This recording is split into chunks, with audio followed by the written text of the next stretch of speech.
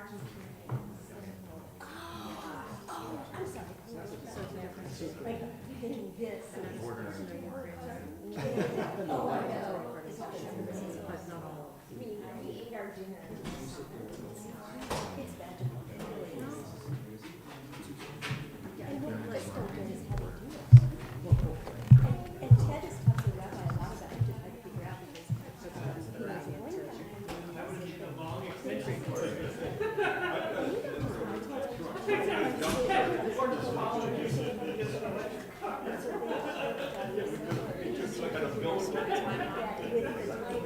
because every time the rabbi has to be to the US.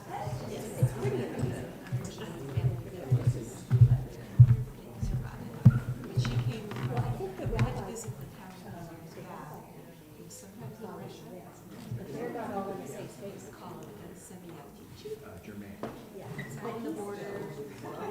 Because I was telling the time delay, it's really. I don't, but I'm gonna show them. Not near the fire. They want you there.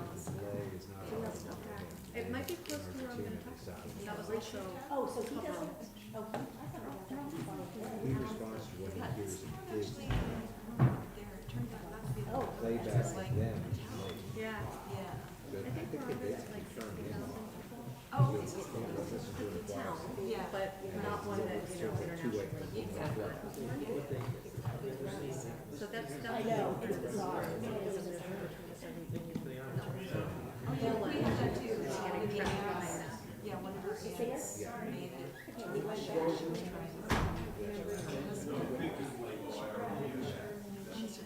Rabbi Strass, Because she was asked. Strass, and he left Because I'm the only one 3 in years the ago. room. And then Rabbi Rio, Teachers and Argentina, right when the COVID started, took out, and then everything along that. She had a hard way to get. They're So comfortable. Oh, that's Rabbi There's a Griffin. very That is big why. church. Yeah. He used to be in Forest. And he was just like, Yeah, he's been checking, so he knows his stuff. That would be great. I will definitely, Germany. but I don't know that right now is quite enough time to go, but. Because right now it's in the. yeah. And so, yeah, we'll be going there. But my grandparents are still up there. They don't want The good. to, their families into everything. Yeah, It's it just, I,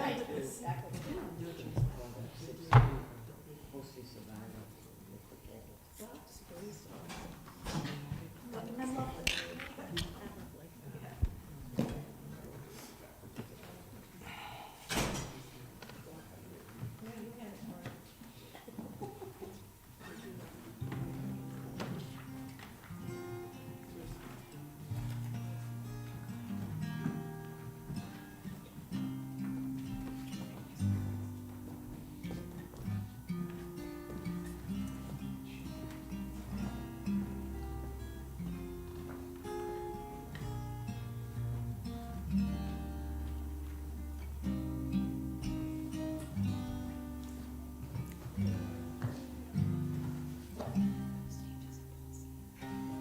Erev Tov, good evening everyone. Please open your Sidurim on page 643. We will start singing some songs, and this one is part of a Psalm 131. La la la la la, ya la la la la, la la la la la. La la la la la, la la la la la, la la la la la, la la la la la, la la la. Esa enai el harim. מאין יבוא עזרי אשא עיני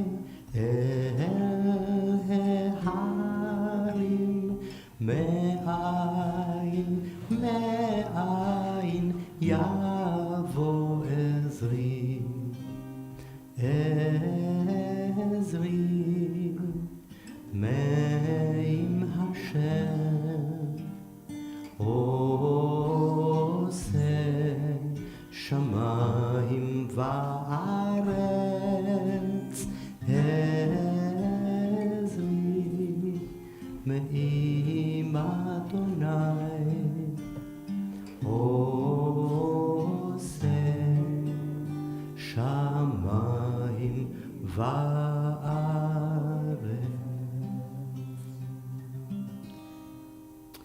On page 521, I would like to invite my colleague and friend Joyce to read. We begin with silence. But if you can use this one, so people attending on Facebook and YouTube can listen. Is this on? Yeah. Yeah. We begin with silence, the silence of death, the silence of destruction. There are times when songs falter, when darkness fills life, when martyrdom becomes a constellation of faith against the unrelieved black of space about us. There are no words to reach beyond the edge of night, no messenger to tell the full tale.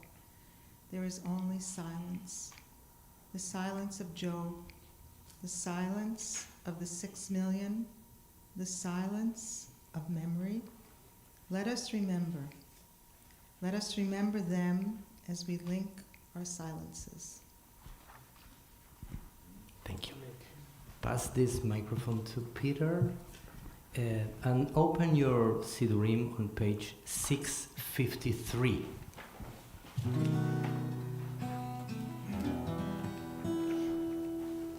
Eli, Eli, שלא ייגמר לעולם. החול והים, רשרוש של המים, ברק השמיים, תפילת האדם, החול והים, רשרוש של המים, ברק השמיים, תפילת האדם. My God, my God, I pray may these things never end. The sun and the sea, the rush of the waters, the crash of the heavens, the prayer of man, the sun and the sea, the rush of the waters, the crash of the heavens, the prayer of man.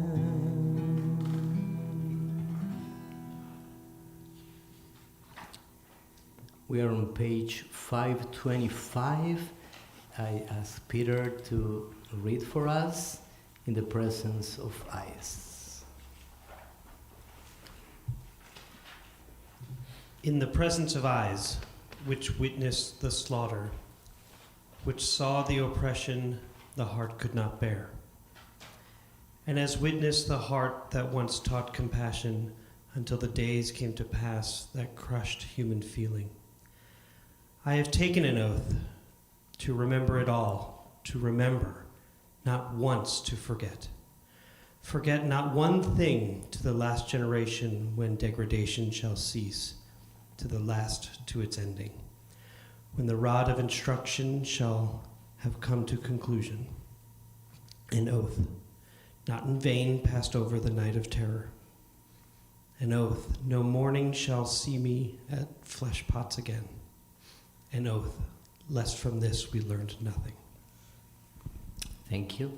And I asked Irv to share something from Rabbi Jonathan Sachs. This is not in the prayer books, so we listen. Yeah. The question, why did God allow the Holocaust to occur? Rabbi Jonathan Sachs' answer. The first time I went to Auschwitz, I was simply overwhelmed. I asked, God, where were you? And the words came to my mind. I was in the words, you shall not murder. I was in the words, you shall not oppress a stranger. I was in the words that were said Cain when he killed Abel, which was, of course, the first murder in the Bible. Your brother's blood is crying to me from the ground. When God speaks and human beings refuse to listen, even God is helpless in that situation. He knew that Cain was about to kill Abel, but he didn't stop him. He knew Pharaoh was about to kill the Israelite children. He didn't stop it. God gives us freedom and never takes it back. But he tells us how to use that freedom. And when human beings refuse to listen, even God is powerless. Thank you, Irv.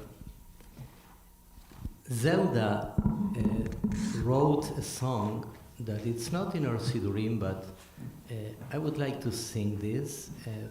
If you know the song, please join me. And the translation, I would like to share with you the translation. And this is because, you know, in Auschwitz and in the death camps, people didn't have names. They were just numbers in the forehand. And this song is especially meaningful to me because it says that L'chol ish yashem, every person has a name. And the lyrics I will read for you are as follows. Every person has a name that God gave him or her, which his or her father and mother gave him or her. Every person has a name which his height and the style of his smile gave him or her, and which his tapestry gave him. Every person has a name which the mountains gave him and which his walls gave him. Every person has a name which the star signs gave her and which her neighbors gave her. Every person has a name which his sins gave him and which his longing gave him. Every person has a name with which her enemies gave her and her love gave her. Every person has a name which his festivals gave him and which his word gave him. Every person has a name which the seasons gave her and which her blindness gave her. Every person has a name which the sea gave him and which his death gave him.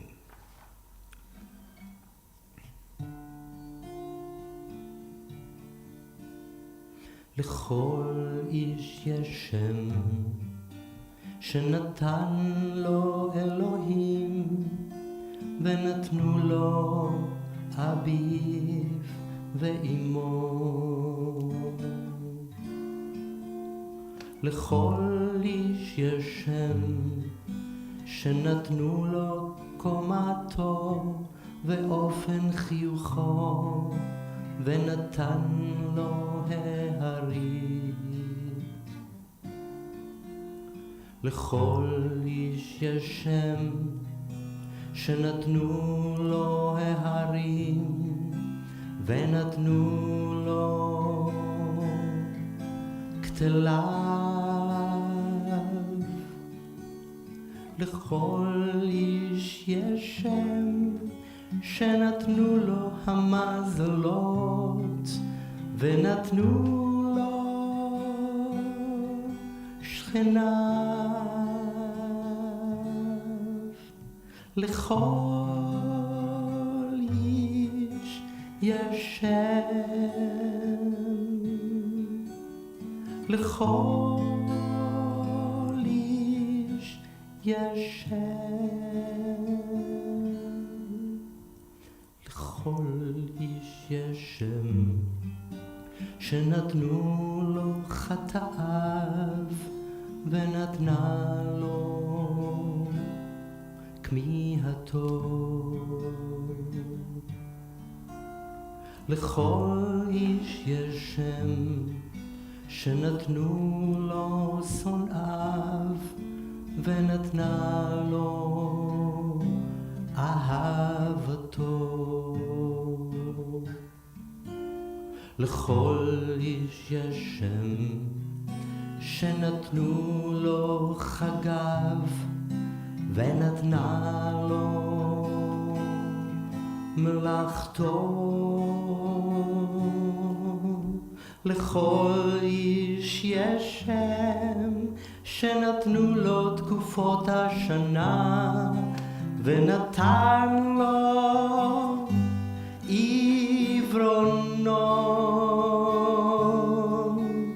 לכל איש יש שם,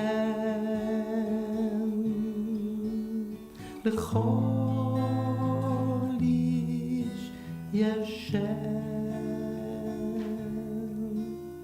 לכל איש יש שם שנתן לו אלוהים ונתנו לו אביו ואמו. לכל איש יש שם שנתן לו הים ונתן לו מותו.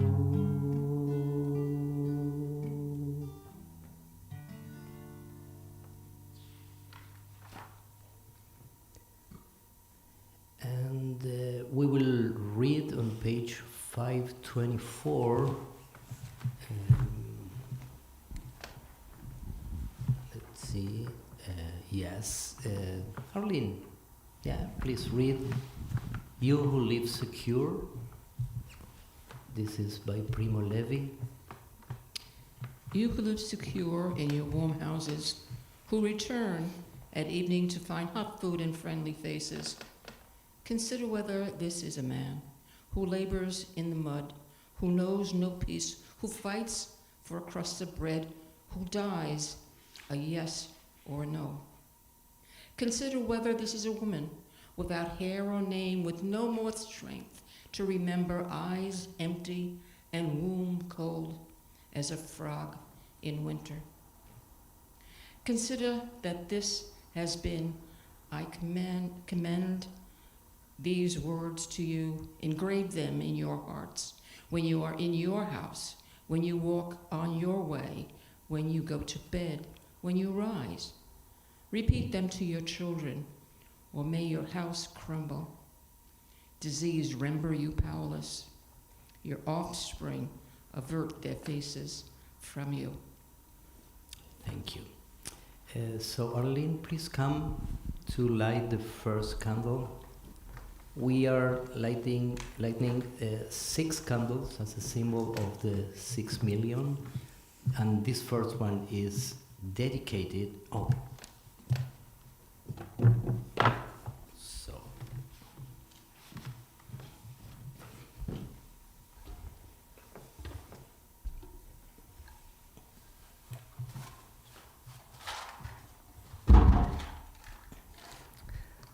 I forgot, sorry about that. You have plenty of watch. So this candle is dedicated to our siblings who perished in the European ghettos. Let me help you with this.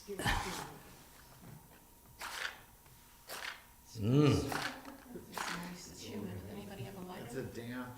Anyone have a lighter? Lighter's coming up. Okay, great. Thank you, Eve. You saved us. Okay.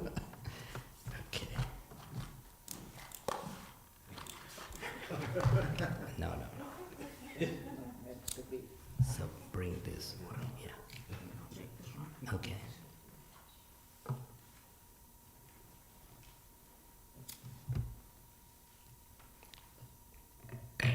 Thank you. I would like to invite Lori, our president, to light this candle in honor to our siblings' murder in the death camps.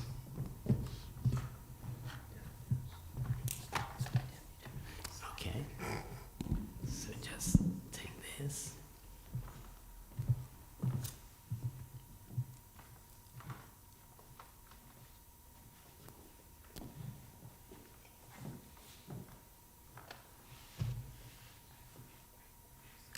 Thank you.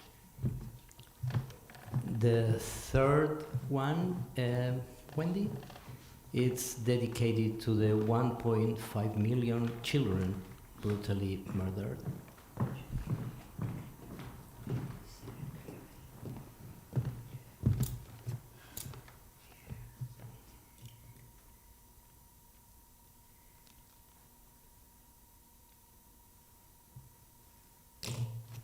Thank you. Would you like to come for the fourth candle, dedicated to the Jewish resistance in the ghettos and in cold woods where the partisans fought the Nazis? They're not working. Ah, good. Good idea.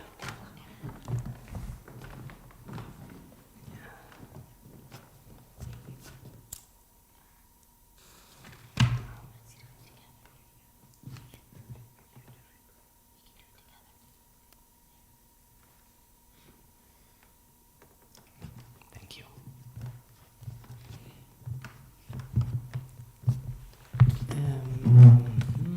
We have the fifth one. Steffi, would you like to come? This candle will be dedicated to the Yiddish cultural heritage, the literature, the poetry, the art, theater and music, incredible creativity. So, yes. Okay.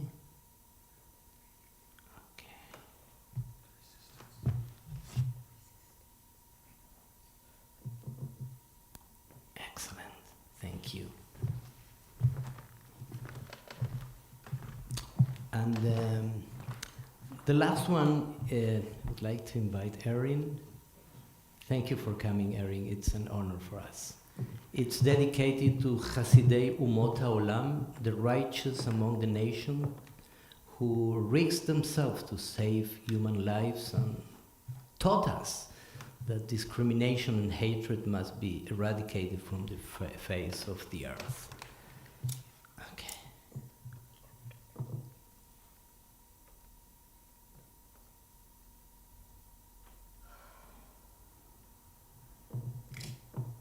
Thank you.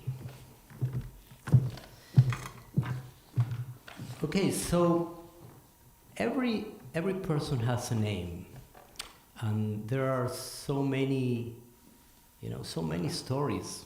Probably much more than the 6 million, much more than the,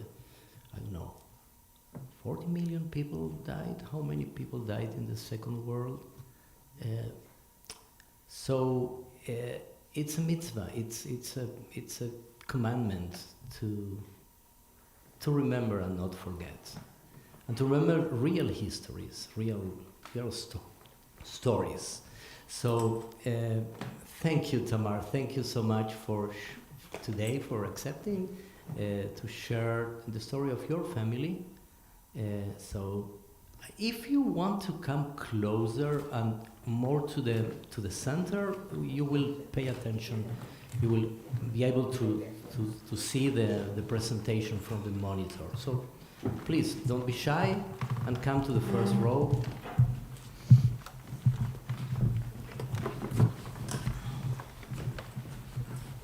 Yeah, where's the other microphone? Okay. Need to close this. Is this working? Yes. Yeah, okay, great. Just back in the pocket.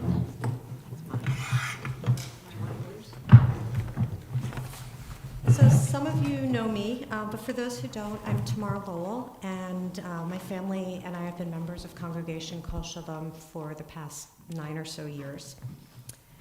I've always been very close to my grandmother, and I called her Savta, which is grandmother in Hebrew, and she would tell me stories about her life as a kid, her family, about my grandfather, Saba, and his family.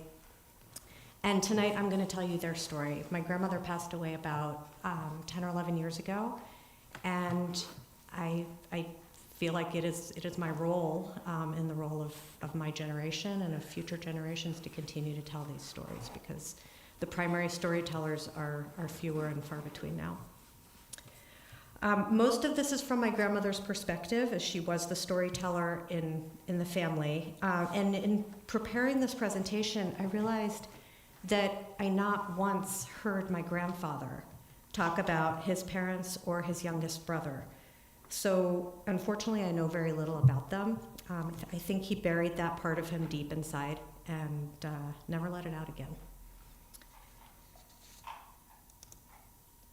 So this is a map of Poland, and I've circled Baranowicz on it. Saba and Savta were both born in Baranowicz in eastern Poland, which is now in modern-day Belarus. Baranowicz had long been a disputed area between Russia, which had just become the Soviet Union, and Poland. In 1919, when my great-grandmother was pregnant with Savta, the Soviet Union conquered Baranowicz. The Soviets took my great-grandfather Benjamin to prison, and his crime was that he was a landowner. He owned forests from which he sold lumber.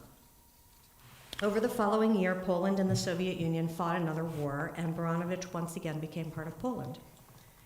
Benjamin eventually escaped from prison, and he made his way back home, where he met his baby daughter for the first time. And I'm starting this part of the story because you're going to see history repeat itself. So I'm going to give everybody in this presentation their names. So these were Hanna Fega and Mordechai Sadowski, who were my grandmother's grandparents. And they were the head of the family and head of the household. So growing up, my grandmother had a pretty good life. Her grandparents built a large family compound with several houses and apartments, workshops and warehouses, and a large garden and an orchard where they grew potatoes and vegetables and fruit. Savta lived in a large apartment on the property with her family, and in the other homes were her grandparents, aunts, uncles, and cousins. It was a very tight-knit family, and everybody helped each other out. And this is a photo of, that's my grandmother with the braids, and her older brother Yaakov, and in the bottom left is her father Benjamin. In the center is her younger sister Hadassah, or Dashka, and the bottom right is Maria, or they called her Manya, and that was my grandmother's mother. One of the things I found fascinating about Savta's childhood is how many languages she spoke fluently. She spoke Yiddish at home, Polish at school, Russian out on the street, and about town, and she learned English and French in high school. As a student, she became active in a Zionist youth group called Beitar, which still exists today, and that's where she learned Hebrew. And that brought her total number of languages to 6 by the time she was a teenager, which is amazing.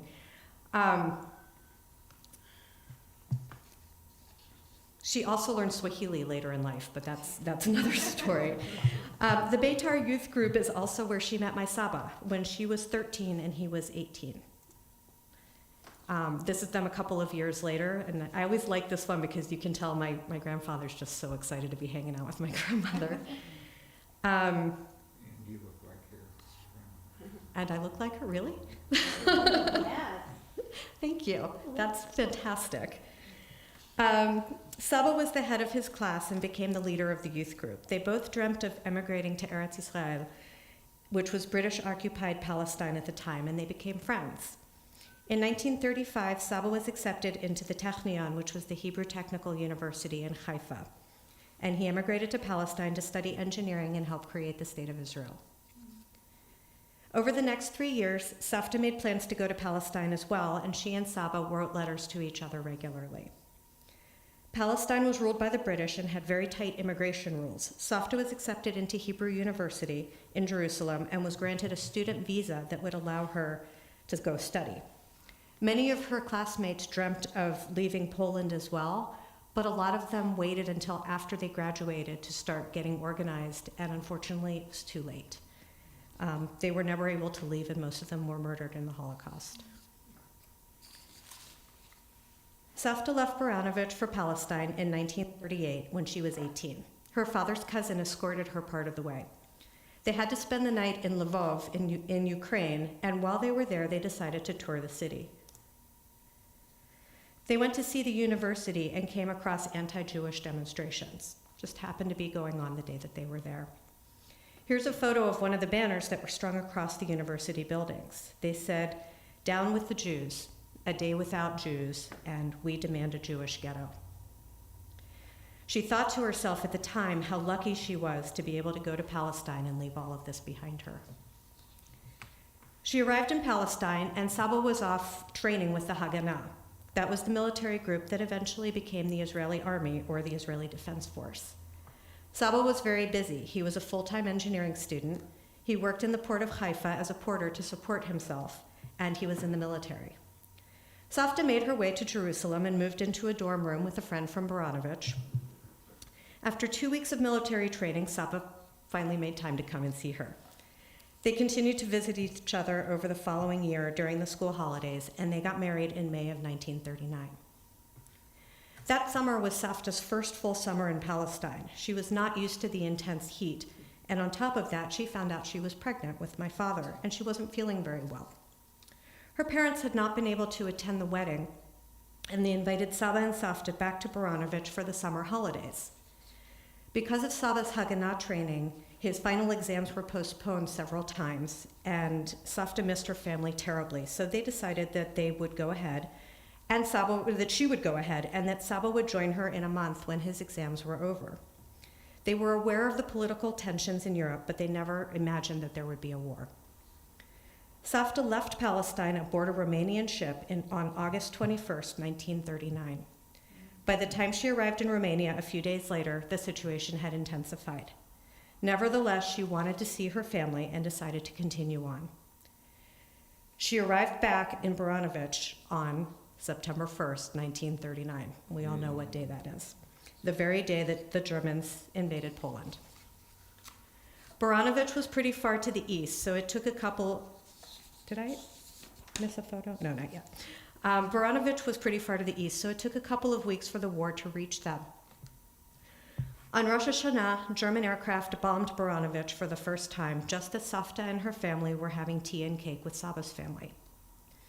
They took cover in a nearby ditch, and Safta's mother was lightly wounded by shrapnel. Safta said her mother was usually very strong and brave, but she became uncharacteristically gloomy after the bombing. And she said to Safta, "A terrible storm is upon us. This is the third war in my lifetime, and I shall not survive to see it end." That afternoon, they decided to flee the bombing and head into the forest where they had a summer house. They traveled in a caravan of horse-driven carts and stayed with family friends along the way. Before they could reach the summer house, they heard artillery fire coming from the east toward the Russian border. At this point, nobody knew who was shelling who, and no one knew it at the time, but the Soviet Union and Germany had made a secret pact to divide Poland. The Soviet Union had now entered the war by invading from the east. So this shows the yellow line is where where the Soviets occupied through. And we were talking about Bialystok earlier, so it's kind of to the west of Baranowicz. They kept moving, trying to avoid the chaos, and when they encountered the Red Army forces of the Soviet Union, they were worried about Savta's father once again being arrested for being a landowner. Although they were searched a few times, the soldiers never found anything incriminating, and for the most part, they were friendly. Savta's family decided it was safe to return to Baranowicz. They had left on Rosh Hashanah, and they returned on Yom Kippur. They arrived home to find it had been ransacked while they were away, and almost nothing remained except a few pieces of furniture. Oh, we'll just leave that. Now that the Soviets had taken over, they had political commissars or officers stationed in every town. They made life difficult for business and landowners. They started conducting interrogations and seizing property. They nationalized Savta's grandfather's business and took his compound and all of his money, eventually exiling him to a nearby village. Everyone was just grateful that he wasn't arrested and sent to Siberia. The land that Savta's father owned was taken away as well, and her father was not allowed to work because he had been a merchant. Her mother, who had trained as a dentist before Savta was born, went to work at the municipal clinic so that she could support her family. They spent that winter debating as a family what to do. They were trapped in Baranowicz. They couldn't escape east into Russia, as the border was closed unless you had a special permit. They couldn't escape west toward Germany, and they didn't really know what would await them if they tried to escape north to Lithuania or south to Romania. They decided to wait until springtime in hopes that things would settle down. In the meantime, a Russian official moved in across the street and became friendly with Savta's father. He came alone, leaving his wife and family back in Russia. They thought he was an army officer and would invite him over for dinner, often having political debates with him. Then they found out that he was not an army officer, but a prosecutor for the NKVD, which was the secret police and the precursor to the KGB. One day he showed up at noon, which was very strange. He stood at the door and he called in a warning to Savta's father. "Benjamin, are you still here? I saw your name on a list of people to be detained." And then he left. His warning saved Savta's father, as many of the local wood merchants and landowners were arrested that week and deported to Siberia. The family decided that Benjamin needed to escape immediately before he was arrested, and they packed up a few of his belongings. He was going to try to go north to Vilna, or Vilnius, in Lithuania. They planned his escape very carefully. Most arrests happened at night, so that night he stayed with friends. In the morning, Savta escorted him to the train station, and she carried his bag as if it were her own so that nobody would think that he was the one leaving town. In the spring, they planned for Savta's mother and her 12-year-old sister Hadassah, or Dashka, to join him in Vilna. But when spring came and a group left for the border, Savta's mother got nervous and decided not to go. She was worried that if they got caught at the border, the Soviets might separate her from her daughter and send them both off to Siberia. At the time, they thought that was the worst thing that could happen. In the meantime, in Vilna, Benjamin found himself among 15,000 Jewish refugees from Poland, all trying to find a country that would take them. Neither Britain nor the US would open their borders and doors to Jewish refugees, and the Soviet Union had now taken over Lithuania, so it was not safe for Benjamin to stay there. But there was a way out. The Dutch consul general, a high-ranking diplomat, issued visas to Curacao, which is an island in the Caribbean that was ruled by the Dutch. Then the question was how to get to Curacao, since all of Europe was at war. There was a Japanese diplomat by the name of Chiune Sugihara who solved this problem by issuing thousands of transit visas to Japan. This would allow anyone with a visa to Curacao to travel first to Japan until they could reach their final destination. He also worked out a deal with the Soviets that would allow anyone with one of these transit visas to travel across the Soviet Union on the Trans-Siberian Railway. Sugihara was told by his government not to issue the transit visas, as most of the refugees did not meet the requirements and did not have much money. But he disobeyed his government, and he did it anyway. When the Soviet Union ordered all diplomats out of Lithuania, Sugihara requested a 20-day extension so he could continue writing visas. He worked day and night for weeks to write as many as he could, ultimately issuing approximately 6,000. It is said that as many as 40,000 people or more are alive today because of the transit visas that Sugihara issued. Sugihara was later recognized by Yad Vashem as righteous among nations. Benjamin left Vilna with a group of Jewish refugees by train to Moscow and then across Siberia to Vladivostok in the Russian Far East. From there, they took a boat to Kobe, Japan. Once Benjamin arrived in Japan, he and the other refugees were waiting for their travel arrangements to be complete so they could continue on to their final destination. During this time, Japan attacked Pearl Harbor, and the entire world was at war. It was now impossible to get to Curacao, America, or anywhere else. The Germans pressured their Japanese allies to kill or deport the Jews, but the Japanese refused. They eventually moved the Jewish refugees from Kobe to Japanese-occupied Shanghai in China, where there was an old and wealthy Jewish community that could help the refugees. Once he arrived in Shanghai, Benjamin received an immigration certificate from his brother, who was a professor in Palestine. He made his way from Shanghai to Hong Kong, and then on to Mumbai in India, and then Aden in Yemen, and finally to Eretz Israel. He arrived there in 1942, 2 years after he left Baranowicz. Meanwhile, after Benjamin left for Lithuania, Savta and her mother and sister were still in Baranowicz. Savta wanted to return to Palestine, but the Soviets wouldn't let her leave. Even though she had a visa to attend university, she was still a Polish citizen with a Polish passport. Since the Soviets had taken over Baranowicz, they now considered her a Soviet citizen. She explained that she wanted to go back to be with her husband, especially as she was expecting a child. The local Soviet officials told her that her husband should return to Baranowicz if he wanted to be with her, or she could find a new husband. On February 1st, 1940, as she was still trying to get permission to leave, my father was born. They performed his circumcision in secret, as was customary in the Soviet Union, with just immediate family present. Back in Palestine, my grandfather, Saba, had recently been granted British Palestinian citizenship, and he was finally able to get Savta a British passport so that she could leave Baranowicz as a British citizen. But now it was more complicated. Since my father was born in the Soviet Union, the Soviets declared him a citizen and refused to let him leave. Savta's mother told her to leave my father with her and return to Palestine to finish her education. Her mother said she would bring my father to Palestine after the war. Although they knew the Germans were anti-Semitic, they could not imagine or foresee the Holocaust at that time. But still, Savta was uncomfortable with the idea. She just felt that Baranowicz was too far from Palestine to leave her baby. She waited for weeks and then months trying to get permission to take my father out of the Soviet Union. She had a good friend named Rivka who started dating an NKVD officer who happened to be Jewish. Rivka told her new boyfriend about Savta's predicament, and he wanted to impress his girlfriend, so he helped my grandmother. He told Savta to come down to the NKVD headquarters, and when she did, he arranged a visa for my father on the spot. Just as a sidebar, I am literally here because a boy wanted to impress a girl. He then told her to leave immediately, that very day. She asked if she could have some time to say goodbye to her family, and his response was, "Go today, as I don't know what might happen tomorrow."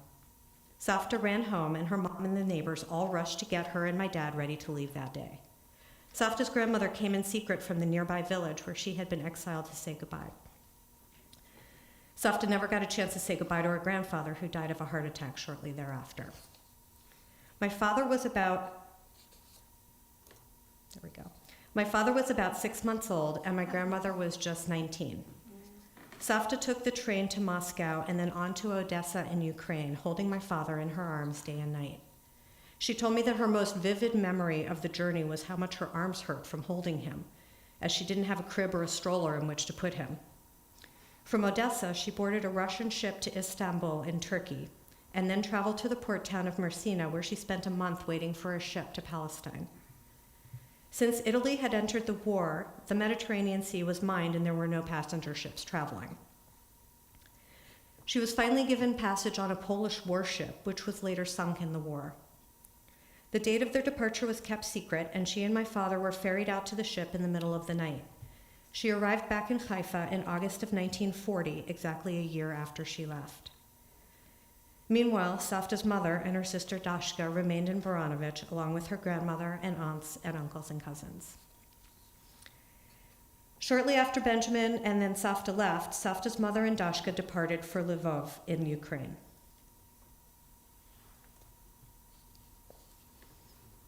She was probably about, I'm not quite sure, but maybe 11 or 12 in this picture. They wanted to head south toward Romania to eventually make their way to Palestine.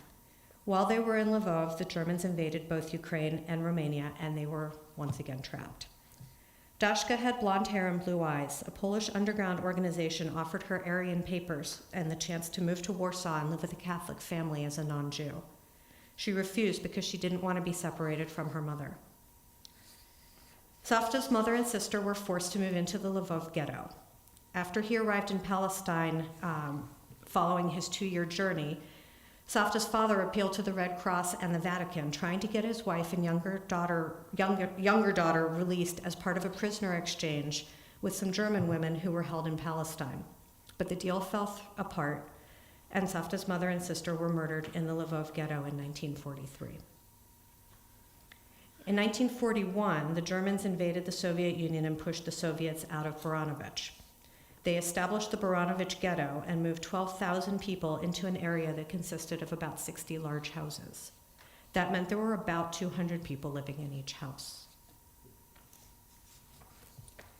This is my grandfather's family, so it's my grandfather in the top left and his younger brother, Yitzhak, who lived to be 102 and just passed away, I think, a year or two ago.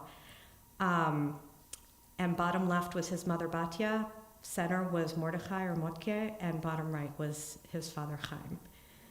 And Rose is not pictured because she had already gotten married and moved to Canada. So that was good for her. Saba's father, Chaim Zuckerman, was widely respected in the community and had been a member of the city council. Chaim was named to be part of the Judenrat, or the Council of Jews responsible for the ghetto, and he was in charge of social welfare.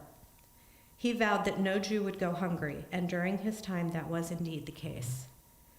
6 months after the ghetto was established, the head of the Judenrat was ordered to provide 3,000 Jews who were not productive. He refused. So the Nazis entered the ghetto and rounded up 3,000 Jews in what was known as the first Aktion to rid Baranovich of its Jews. In retaliation for not complying, 4 out of the 8 members of the Judenrat were murdered during this Aktion, including my Saba's father, as well as his mother and youngest brother, Motke. Savta's beloved grandmother was also killed during this Aktion, as well as her aunts and uncles. They were shot by machine gun into a mass grave on the outskirts of town in a place known as the Bainbridge. The mass grave was later paved over to create a highway, and the Jewish cemetery was looted and the gravestones used as building materials. In the 1990s, after the breakup of the Soviet Union, my grandparents funded a project to create a proper graveyard and move everybody from the mass grave. My cousin designed a memorial, and in the late 1990s, my grandparents went back to Baranovich for the first and only time to properly bury their family members. After the war, my grandparents remained in Palestine, where Saba fought with the Haganah to establish the State of Israel in 1948. They had 2 sons, Gadi, who was my father, and Chaim, my uncle Chaim, who was named in memory of Saba's father, along with 7 grandchildren and 15 great-grandchildren who all live in Israel and America. I often think about how hard Savta fought to get herself and my father out of Baranovich and the offer she turned down from her mother to leave her baby and go back to Palestine. As my grandmother, she was one of the wisest women I have ever met, but at the time she was only 19 years old, and she was already wise. The decisions she made then are the reasons my siblings and I, as well as our children, exist. I dedicate this talk to my Saba and Savta, Matityahu and the Chaima Zuckerman, whose wisdom and determination helped establish the State of Israel and helped keep the memories of their loved ones alive. Thank you. Any questions?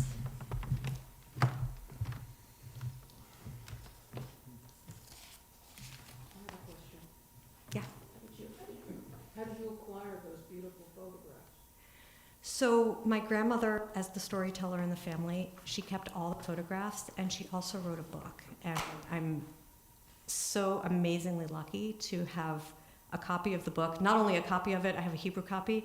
I don't read Hebrew that well, but my sister also had it translated into English. So there are photos in the book, and I was able to take. I knew all of these stories because I'd heard them all growing up, but I was able to really take a lot of the detail and synthesize it into this presentation. Thank you so much. Where in Israel did they live? So my grandparents lived in Tel Aviv, and my father lived in Ramat Aviv. And I still have siblings there and cousins, and they kind of live all around the sort of central area. And so your father came to the States? My father went to university in the States, and my mom is American, so that's English is my first language, but I do speak Hebrew too. Beautiful, thank you. Thank you. Thank you so much.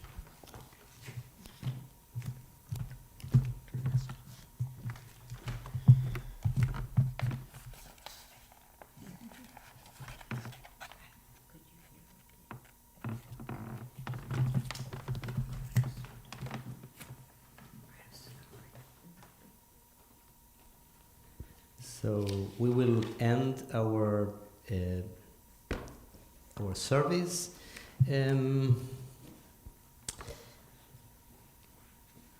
Anyone knows the partisan anthem in Yiddish? No? My Yiddish is really bad. Okay, so I'll try. The lyrics says that never say you are going on your final road, although leaden skies block out blue days, or long the 4 hours will yet come, or step will beat out, we are here. And it goes like this. I apologize for my Yiddish pronunciation, okay? It's even worse than my English one. Sag nicht keinmal, als du gehst dem letzten Weg. Gott Himmel bleiene verstellen blaue Tag. Kommen wird nach unser ausgebend geschah. Es wird ein Bock und unser Trott mir seinen do. Kommen wird nach unser ausgebend geschah. Sveta poikton unser Trott mir seinen do. Please rise and open your prayer books for El Maler Rachamim. I think it's on page 532, maybe. Let me see.